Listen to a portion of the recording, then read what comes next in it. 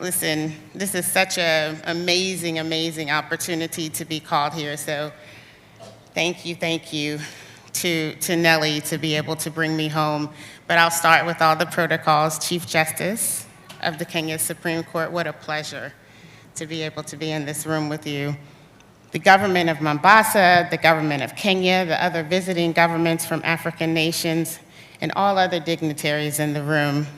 RHNK board, Nellie, your amazing staff, and all the members. This feels like, it feels like I saw this from the beginning and have been funding it everywhere I go. So I'm just, just so pleased to see the growth of you. And it's easy to be a funding partner when you have amazing people like you. I keep saying we don't need to figure out what to do in Africa. Africa's already doing it, and just follow them. But the other reason it's good to be back here is that Kenya is actually, Eric was saying, my home away from home. I first came to this beautiful country in 1992 to study at the University of Nairobi Law Faculty. It was an interesting time. I mean, it was alive with political, economic, and civil society transformation, and I just fell in love with that energy. As a student of law, of course, but also as a student of life. I wrote that book. That was just in my, you should have asked for the short bio, Eric, wherever you are, Papa. But it was my first time in Africa when I came here, and the first time out of the country, where, of course, my ancestors were stolen to. And the DNA says it's somewhere, I was somewhere from Sierra Leone. You know how you can do these African ancestry tests. But I tell you, I keep coming back to this country. So maybe somewhere in that lineage, maybe on my father's side, I was Kenya. In over 30 years, I've been fortunate to work here in several capacities with the United Nations, UNICEF, the U.S. Agency for International Development. Then I came back with Planned Parenthood Global, and then I was funding this amazing work with the Global Fund for Women. And also then I sat on the board at Oxfam International, so I would come back here, and those other philanthropic efforts that you talked about, that was talked about, I keep ending up here just every year. I keep coming back. Sometimes I stay to live for a little while, and sometimes I just come like I am today with this invitation. I'm drawn to it, so this is my second home. And as we walk into this week, focused on this amazing conference at the right time, everything happens at the right time, trust me. This has been in play for a while, but who knew how shook up the world would get in just a short period of time. So we're all going to interrogate and communicate and celebrate this week. But first, I do want to just talk about the moment that we find ourselves in. In the eye of every storm, beneath the roar and rush of uncertainty, lies a great truth. That chaos is not the end, it is the beginning. And history has shown us that the greatest breakthroughs, the boldest move, the most transformative change, emerge not in times of calm, but in moments when the world feels turned upside down. It is precisely in the disruption, when plans fall apart and comfort dissolves, that opportunity knocks the loudest. And because chaos strips away the illusion we have of control, and in that raw, honest space, we are free now to reimagine, to rebuild, and to rise. So I'd like to give some examples so we remember, because in history, it's full of these moments, right, when chaos gave way to opportunity. So a long time ago, the Haitian Revolution, 1791, it started, was born from the brutal conditions of slavery. And this uprising led to the first successful slave revolt in history and the creation of the first Black Republic. It sent shockwaves through colonial empires and inspired abolitionist movements worldwide. But let's not even go back that far. World War II aftermath, Europe lay in ruins. But from that devastation rose the Marshall Plan, NATO, and the European Union, institutions that reshaped our global cooperation and economic recoveries. the 2008 global financial crisis, a period of economic freefall, but it also spurred innovation and fintech that we see today, your M-Pesa, which the Silicon Savannah, that's the new word, I love it. And we see it here in Kenya. I was living here during that time. It's a reevaluation of global banking systems and the rise of the decentralized finance and cryptocurrencies.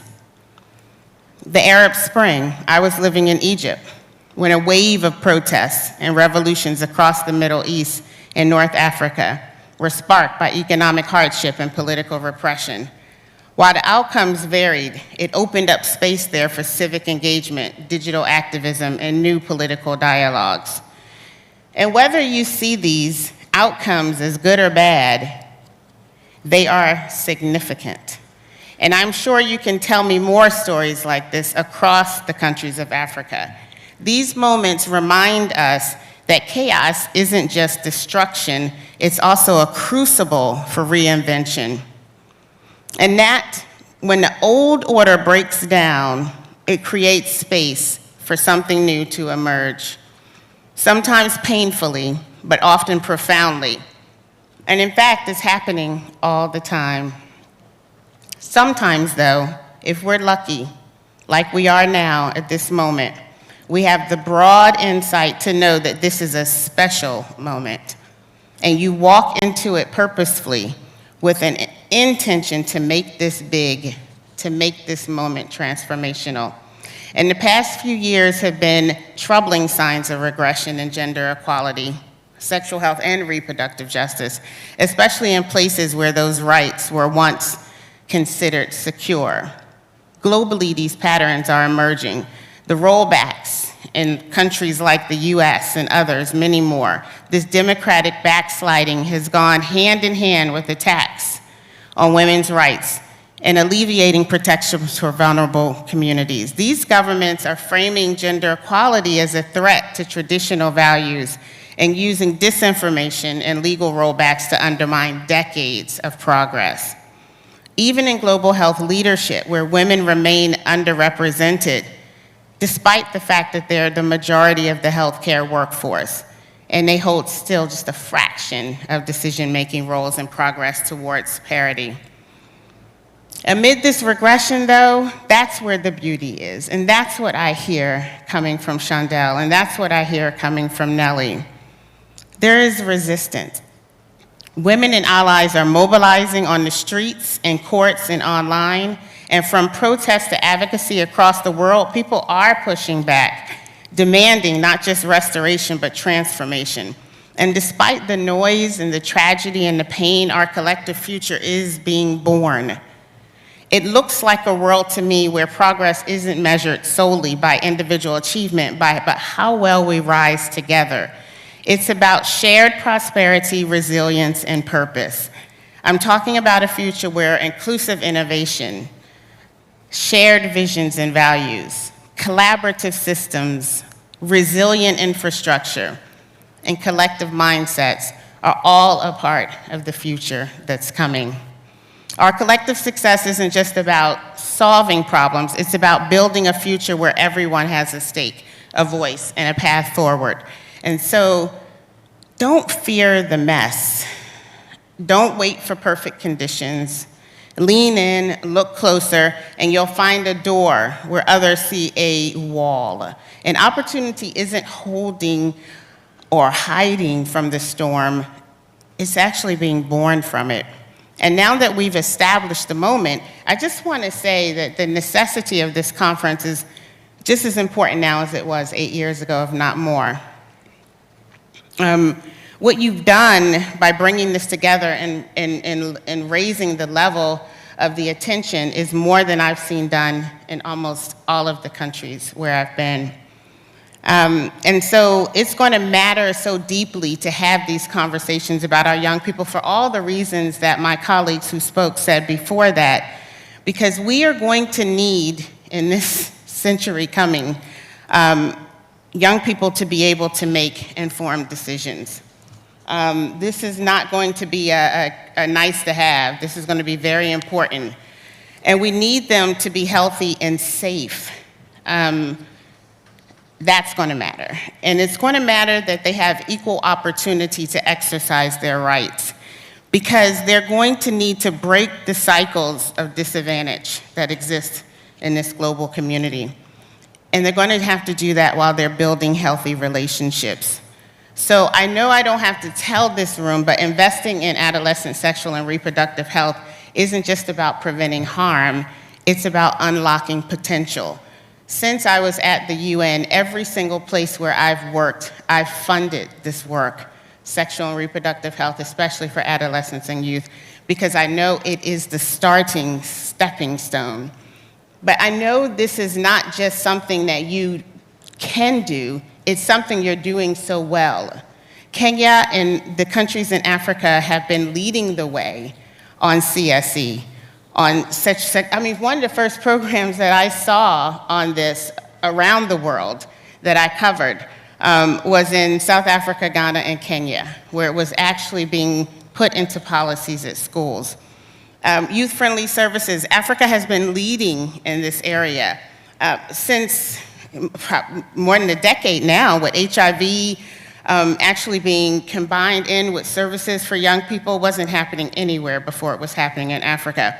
And then, of course, the framework, excuse me, my mouth is dry, but the frameworks that we're using here with the African Union's Maputo Plan.